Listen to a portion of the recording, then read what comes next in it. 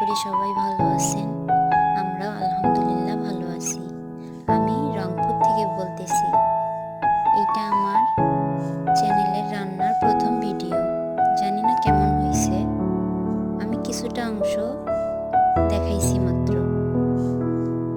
এখানে আমি রান্না করতেছি মজাদার চুই পিঠা, যা দেখতে যেমন সুন্দর তেমনি খেতেও অসংখ্য মজাদার হয়েছে। আপনারা এরকম চাইলে কিন্তু বাসায় ট্রাই করতে পারেন।